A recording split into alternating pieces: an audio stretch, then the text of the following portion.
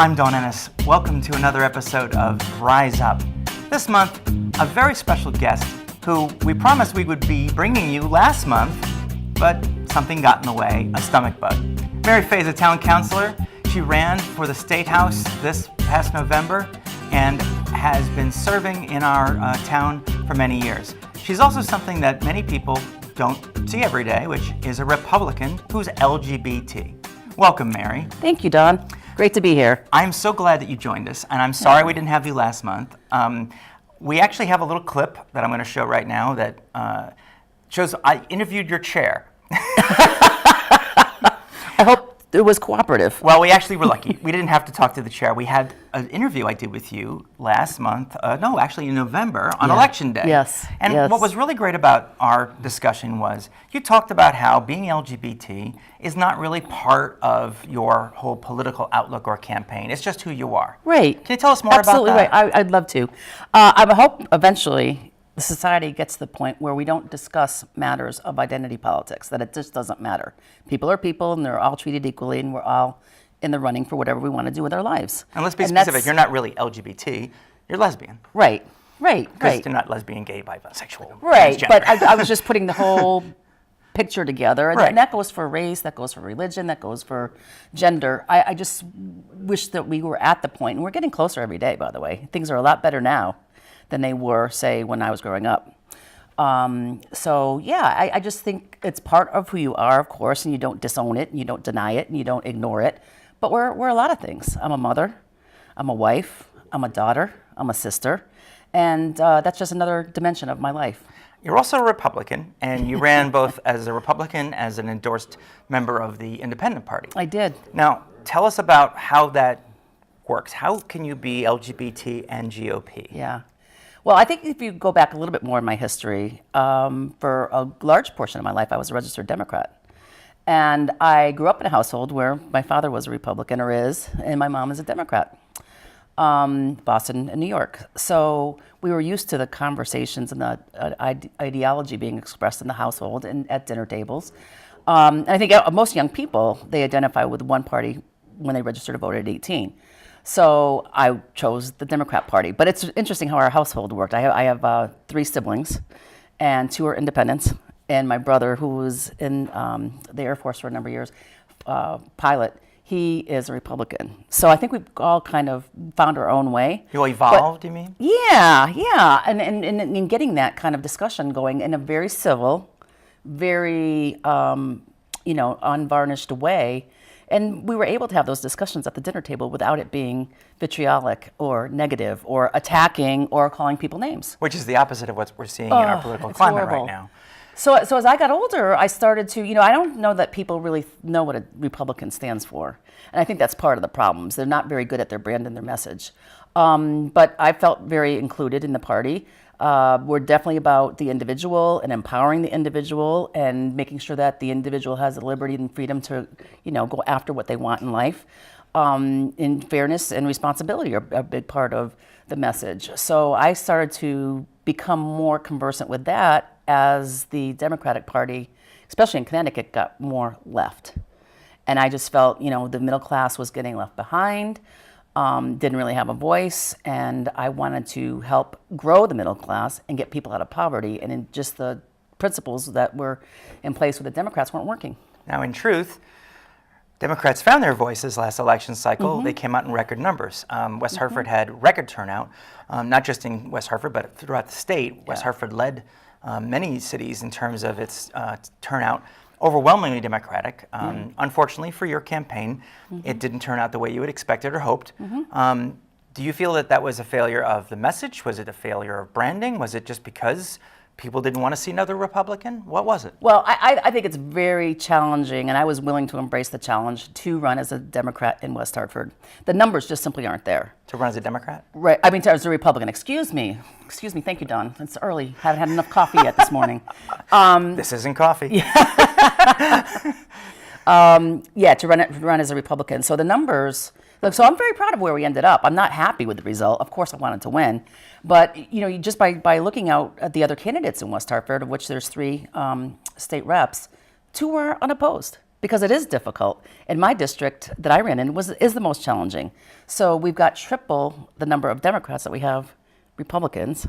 And even if you add up all of Republicans and unaffiliates or independents, it doesn't come close to the Democrat total. So you have to win your own party, you have to win the unaffiliated, and you have to get some Democrats to win as a Republican in our district. So I got triple the market share. So I think people did listen. And you know what's funny about it? I've been a political junkie for most of my life and follow a lot of things. There was a woman down in Fairfield County, Alex, her last name is escaping me, but she had the exact same platform I did. And she won because she was a Democrat. So I think what I was saying and what people were hearing was the appropriate message, but I had the wrong initial after my name. Actually, you're one of 6 Republicans running who are LGBT in Connecticut, which I think must be some kind of record. Why not capitalize on your relationship with your wife? Why not make it about being a progressive culturally? Is that something you decided you wouldn't do? No, I think I did. I think one of the actually I filmed it in the studio. My campaign message was, if I was running purely on social issues, I would have remained a Democrat. But I really wanted to get down to the foundation of fairness and economic fairness around the middle class and really restoring the state back to prosperity and bringing businesses in.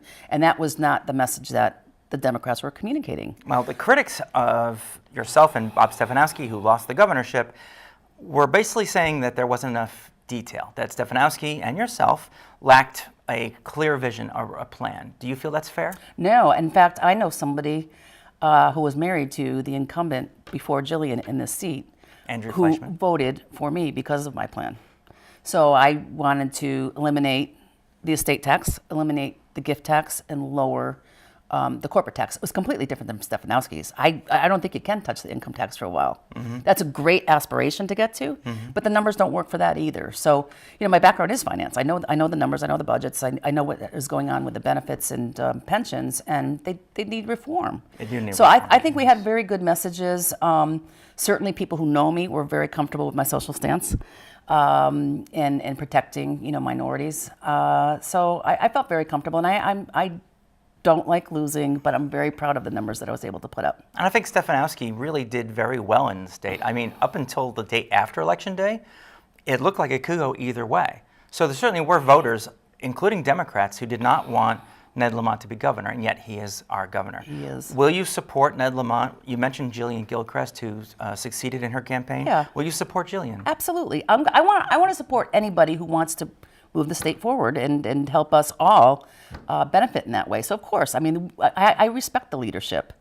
Even Governor Malloy, I didn't agree with all his policies, but we want Connecticut to win. So you have to support the people who did end up winning and are holding the seats. So yeah, and I've come out on record and said, I'll help any way I can. If anybody wants some advice or wants to run something by me, I'd be more than happy. I'd be delighted to be included and still to be able to participate. And that means maybe you'll run again? Yeah, you know what? It's not out of my system. I love running. I love being a town councilor. You look at Mary over there. She's not too happy with that answer. She's shaking her head no right now. We talked about this on Election Day. We did. I think it's important to note that it's not just you running, but it's your family running. It is. And it's a very big decision. Maybe in the heat of the moment or in the month of afterglow, maybe you're saying things now that you might not say in the future. Can you hedge, or are you committing that you're stuck with politics? In other words, you're going to stay on the town council, obviously. Oh, absolutely. I love that. And actually, when I was thinking about running for state, I was torn because I would have to, if I did succeed, I'd have to give up my town councilor seat, and I love that. People come to you for a myriad of issues, and they want your help, and I enjoy that. I think having a different voice on the council than, we're the minority party, but still, we vote with the Democrats. I certainly do sometimes when I think that's the right answer, or that's what the people that I represent, want. So I think it's a nice group of people with different ideas, and we get along well. I love my role as a councilor, but I really felt that I could really help on the financial end of what's troubling the state, and that's why I ran for the state office. And that's where we are right now. We're in a very difficult situation with pensions, with our budget, with a new governor who's never led before, and he's sort of Donald Trumpian in a way. My question to you is, what can we do as constituents to make those changes that you would have made should you have been elected? Well, I think he's taken a good first step. I was very happy when he put his advisory council together. He's got Aaron Stewart, the mayor of New Britain, who's a Republican. And I think there's somebody else on that team as well. But he seems to be articulating the right things, that he wants input, he wants to listen to people, he wants to see what he can do. He knows that, but one thing that's kind of troubling is that he did make a commitment to the unions that he was going to, I think he used the words, have their back. So how much change can you really do if you make that kind of a promise? Because those are some of the things that I think are core. You know, it was the elephant in the room, and I put it on the table. I talked about that. And by the way, I'm not anti-union. My mother was a proud member of the teachers union for years, and they did some good things for their pay. So if you're not anti-union, what are you? I'm about fairness, and I think that when you measure the benefits, and they were promised, so we're going to have to figure out a way to do that, but they are higher than what you get in the private sector. That's a fact. And the reasons that businesses stopped offering them is because they aren't sustainable. People are living longer. These pension systems were designed when you worked till 65, and you probably lived another 10 or 15 years. Now people are retiring much younger. They're putting in their overtime, and they're living into their 90s. Well, and it just doesn't work. And then they're getting COLAs on top of that. But in truth, a union pension is you work for X number of years and you get a pension. It doesn't mean you have to be 75 or 65. If you put in 20 years, you get your pension, or whatever number it is. I'm confused as to how you can say it works differently in the private sector. In the private sector, I'm not asking a businessman to take care of my kids or to keep my neighborhood safe or to put out a fire. Right. I'm not saying eliminate them, but there's certain things that are on the fringes that we could do to make them more sustainable. I'm really worried about people not getting their pensions because it's so poorly funded, and the benefit keeps growing exponentially. We're using the wrong discount rates. We are not funding it properly, and I don't even know that you could, even if it was funded, sustain it, because actuarially life expectancy is going up. You're still putting in things like overtime and the COLAs, and it just doesn't add up. Well, let me challenge you on that one point. They're just not sustainable. Life expectancy, according to the CDC, actually went down last year for the first time in a couple of years. But it's still higher than when these programs were designed. True enough. I think our biggest issue right now in Connecticut is money. It is about funding. It is about financial stability. It is about losing jobs. I think Stefanowski's entire campaign was about Connecticut is bleeding jobs and losing. Ned Lamont, on the contrast, was trying to say that he knows that Malloy made mistakes but wanted to make things better. So how do we make things better? What's the first step that Ned Lamont should do? If he's listening, Ned, this is what you should listen to. Here it is. Right. I hope he is. I really do mean that sincerely. I hope some other people, or maybe Beth Bye's listening, or somebody else who has an impact because they're in the leadership chair, or Jillian, for that matter. I really do. You look at the numbers, and you can take away the estate tax and the gift tax. It's a very small number. I think it's a couple $100 million. I know that sounds like a lot of money, but when you're talking $20 billion budget, it's not a lot. And that will keep people with money in the state. And we need their tax money. We definitely need them. I don't think we should go tax rich people more, but let's alleviate some so they stay here. That's number one. And Democrats agree with that plan too. And I think that we have to lower the tax rate on businesses and do away with some of the regulations that are so onerous for even small businesses. I mean, Edible Arrangements is not a very large company, and they left Connecticut. And I'm really, really fearful, and I'm not a doom and gloom kind of person or, naysayer or anything like that, but you've got a lot of change going on in the business community. You've got UTC restructuring to 3 separate companies. That would make it easier to move, right? A smaller company would be. So I hope they don't. I hope we can do things for them that will keep them here. They employ a lot of people. There's GE, there's Aetna. Yeah, we're GE alums, actually. And that really hurt. That really did hurt. Right. And I think young people, I've got 2, a niece and a nephew. One's about to graduate from college and one just did. She's not working here. She's in Vermont. She couldn't find a job in Hartford. And she went to a very good school, and she's very talented. So we've got to get the young people. The millennials are the next large group of people that are going to replace the retirees, and we need to keep them here. And I think the burdens and the cost of living is just getting really tough, and I don't think we can keep shifting it to the towns either. So state aid is very important, and we all love West Hartford, but we're getting to the price point where seniors are having a tough time staying in town because of the property taxes. Now with this new year, we expect tolls to be rolling into Connecticut. What's your view on that? I was against tolls. I know. I was very clearly against tolls. But I want to know if your view has changed. No, I'm not opposed to them philosophically, but I really want to see the underpinnings of the finances get better before we start layering on revenue. I think we'll probably get to tolls eventually, but I don't think grabbing at revenue should be the first thing until we shore up Now, the $20 billion budget. If I take your example and I say, let's apply that to a family, you're saying that before I can go out and get a job, I need to look at my bank records and my finances to see if I need a job. I thought the whole idea was to get as much money in as possible so you can then spend money. Why not have tolls roll out as soon as possible, tax those people from Massachusetts and New York more than we have to pay so that we can bring in what they say, $1 billion? I don't think it's that high. I think it's in the hundreds of millions. But still, it's going to be a burden on people, right, who are already overburdened here with taxes and whatnot. And truckers already pay a fee to access the roads. So you're going to see prices of goods go up. I know everybody has them around here, but that's kind of like, well, do you jump off the bridge because everybody's doing it? I don't think so. I just want to see the underpinnings because, look, the other part about the budget that I don't think people understand is so much of it is fixed now that... Locked in.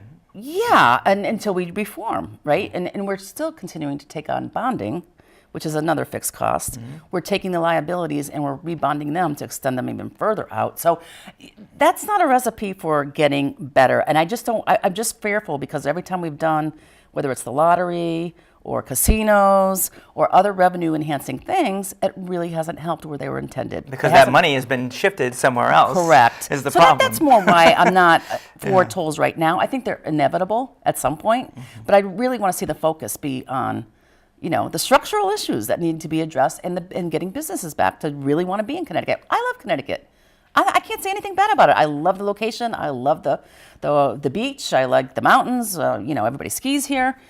It's a wonderful state, but if you can't find work, you can't stay. And if you're priced out, where your money, can't cover your fixed costs, then it's pretty tough to stay here. So, we didn't hire a businessman like Bob Stefanowski, but we did hire a businessman like Ned Lamont. Is he going to be a Donald Trump and disrupt what's happening in Connecticut? Because what you're basically saying is we do need to make a break from the past. Yes. And the leader of your party, Donald Trump, has certainly made a lot of changes, not many for the good. And I'm just curious as to how do you rationalize being a Republican led by Donald Trump? Yeah, I can't get my mind around being LGBT and GOP, and I can't get my mind around supporting a party that wants to eliminate people like myself.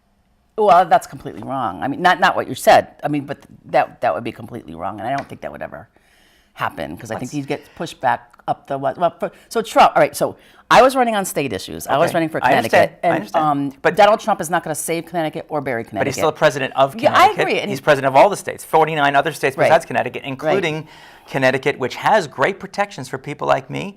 But in the federal government, they're trying to eliminate the word transgender. They're trying to eliminate protections. They're trying to keep trans people out of the military. It's not all about trans issues.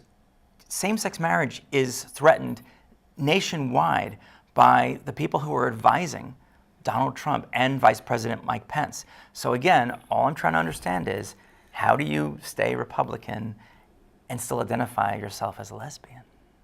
Well, I think they're two separate things, to be honest. It doesn't. I'm not in a place. I'm not going to defend Donald Trump. I've been very clear about. I've been very clear about my feelings on that. They've been in the current. You can look at it. And you had told me about it in our interview. I used the word despicable. You did actually on our show last month on the tape. You did say that exactly. Yeah. So But he's still a part leader of your your party. He is, and he won. I mean, we got to get over that. And will he win again in 2 more years? Will he still be around? Doubtful. I'm not here to defend President Trump by any means. But there are people, and I think that's the challenge with politics. There are people who are big supporters of his. He has at least a 49 or 50% He's got approval rating. He's got a high approval rating, and people in parts of the country are very much in his corner, in his camp, the MAGA hats and all that. Yeah, so he appeals to a certain. I mean, we're in New England. We're more socially liberal. There's no doubt about that. So he's not going to be appealing to a lot of people here. Some studies show that he appeals to fifth grade intelligence people. But I'm not going to go there. I'm just going to say that that's something that's been studied. Yeah, and you know what? We've had presidents of all parties that I haven't particularly been in love with, and this is another one. So. So you're saying wait the course, like stay the course, just wait it out? Well, I think we're so focused on his rhetoric or behavior or whatever you want to put it, and that it is very shocking when some of the things he says and some of the things that his behaviors are, that we completely throw away everything with him. And I don't think that's necessarily fair. He's gotten more GDP, and I know there's more to life than financials. I understand that. Especially with the stock market tanking at the time we're taping this show. I mean, I don't know. So that's interesting too, but hopefully that's a temporary thing. I think it depends on who you talk to from economic standpoint, whether they think the tariffs are good or bad. There's some who think we've really gotten China's attention, and now they're going to start being more respectful and hurting honest. American jobs. And well, you know what, GM. If that's what you're referring to, they make cars people don't want. People don't want the Impalas and the Malibus. They want But farmers SUVs are complaining. Soybean farmers are complaining that their prices have gone up since the tariff started, and that they're thinking. Now again, we don't have soybean farmers in Connecticut, but on a nationwide perspective, I'm just curious as to what you think about how do we normalize the behavior he has and say, well, the man who's running around setting fires does think that child abuse is bad, so he's not all bad. Right. I think this is a man who's a misogynist. He's a sexist. He's an abuser. He's someone who has threatened members of our society, and on top of that, I'm not really sure the economy is anything more than a big bubble right now that could pop, and that's what some people are predicting. I don't know. I'm not a financial analyst. I think everybody who makes a prediction, you have a 50% chance of being right and a 50% chance of being a broken clock being is rung wrong. twice a day. Yes. Right. So, I think, like I said, I'm not here to defend him at all. And I don't mean to put you into the position of defending. It's just that you still haven't quit the Republican Party. So I'm assuming. No, I haven't because I still believe in the ideals, and I really do believe in independence and liberty and freedom, and I do believe.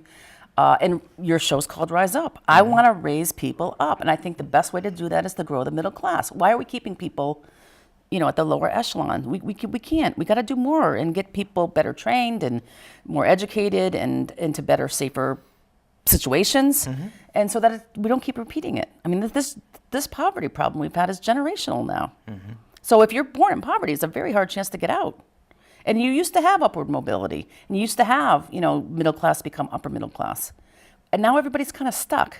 Is that more about how our laws federally, not Connecticut, but federally, have disenfranchised people of color, have made it so that certain people are spending their lives in prison rather than, getting a slap on the wrist like some white offenders are? I mean, the way that drug crimes are prosecuted, the way that socially our society is marginalizing people just by its own existence. I mean, we're both two white women. My voice is not to raise up my voice, but to raise up those who don't have a voice. And I'm wondering, as a Republican, the history of the Republican Party was to support civil rights back in the early days, in the 1960s. But abolish slavery. But it moved They away did start from the KKK. I mean, so no, I think the Republican Party has a long done way to some go, very though. positive things, but we're just starting to get more examples of people like me in the party and, elected officials. I mean, look at Nikki Haley. Sure. Indian woman, ran the UN. Young, was a governor of South Carolina. I think she's what I call myself a new Republican. I think that's what the new Republicans look like now. They're not these old white guys. I think they're appealing to a lot because people really want a fair chance. I think what we're doing, the war on poverty, is not working. And your point about institutional racism and things like that, that's not lost on me. I think we are disproportionately incarcerating people for probably some minor offenses. But we just got to give them everybody more opportunities. We need criminal justice reform. Yeah, we do. And I think even Trump is in favor of that. Yeah, he signed something. He did. It absolutely is. So here's go ahead. No. Finish your I'm point. sorry. But Please finish your point. My point is, he's got a lot of flaws. He's got a lot of baggage. He's got a lot of bad things, and I can't get behind him 100%. But there are some things that I think he really is a different kind of politician. He's not a politician. No, he's not. And he's raising hell. I mean, he's shaking the trees. I mean, I think everybody's worried. I mean, he even, what I think is healthy, he doesn't have yes people in his own party. He's got people who are against him right in his own party. Yeah. Yes. In his party, but they don't Flake, speak. Paul Ryan. Jeff Flake's retiring. I mean, he's I know. I'm But just- they're going to be. there And are- John McCain certainly Yeah, gave him a rough time of The it. insiders tell me that the White House is a place where basically you don't challenge Trump. And I'm just going based on my context within the television news business where I've worked for 30 years. Right, right. Here's another question. This one's difficult. Jillian Gilchrist says she hasn't heard from you. Why didn't you concede to her? I don't know. Do you think you will? I see her. I mean, I see her often, and yeah, she won. I mean, I've said it on the show. You have. Yeah. Do you think that your responsibility as a Republican and someone who is endorsed by the Independent Party, I'm not going to dismiss that, is greater than someone who's Democrat or progressive in terms of how you act or behave in public? Do people look at you and say, well, she's with them? Or are you just basically, like you've said many times today, just you? I don't think, I mean, the voters obviously made a choice. And I think, like I said, I had the wrong initial after my name. Doesn't mean I'm going to change it, but that was the big strike. I think, I mean, I got a lot of support, but it's very difficult. And I think with the current prevailing winds in Washington, in the White House, it made it even more. So what was kind of interesting, I think in some instances, people put their dislike for President Trump above, you know, their like for an individual candidate, including me. Donald Trump said, pretend that I'm on the ballot, and people did. Yeah, right. They absolutely did. Yeah. You know, Jillian, I don't think I've seen her since the election, but we will. You think you'll And have that? I will talk to her. Yeah. Absolutely. I think that'd be great if you had that reach out. Yeah. Here's my last question to you. What message do you want to send all of West Hartford through our show that you didn't get to send either on Election Day or before? What message do you want people to know when they say Mary Fay? That person is what? Who is Mary Fay? I think I've had a lot of success and accomplishment in my life, certainly in my career and my education, and I've benefited from some help from people, early teachers and things like that. So I don't claim to do everything on my own, but I've had some success, and I want to be involved. I want to help. I mean, that's the whole reason I went into this. I'm not a career politician. I'm too old. I'm just getting started. I mean, Hey, wait a minute. but you know, that's not why. I think I went into this for the right reason, Sure. and it really was about help. It was lending in the hand, applying some expertise that's worked in business, and really, I want to see everybody succeed. I want to see Connecticut succeed. I love West Hartford, and we do have a tremendous town and a lot of the good things going for it with really involved people. And you're part of that.